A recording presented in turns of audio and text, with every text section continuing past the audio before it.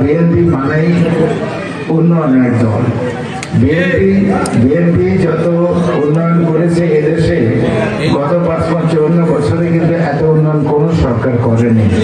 বিগত সরকার এক টানা ১৫ বছর ছিল, ১৫ বছরে তারা উন্নয়ন তো দূরের কথা, শুধু লুণ্ঠন করেছে, শুধু লুণ্ঠন করে দেশে টাকা বিদেশে পাঠিয়েছে।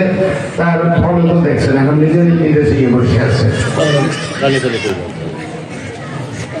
আমি আমার পরিষ্কার মনে পড়ে ২০০১ সালে যখন আমি নির্বাচন করলাম, মানে আমরা নির্বাচন করলাম, সেই নির্বাচনে আমাদের প্রায় প্রত্যেকটা ভোট কেন্দ্রে হয় হেঁটে যেতে হয়েছে, না হয় স্পিড বোটে যেতে হয়েছে, না হয় নৌকায় যেতে হয়েছে, অনেকগুলো ফেরি পার হইতে হয়েছে।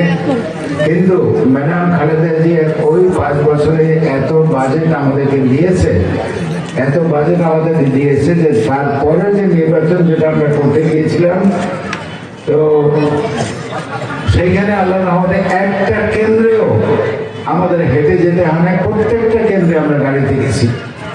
আল্লাহর রহমত হয়েছে আমাদের উপর।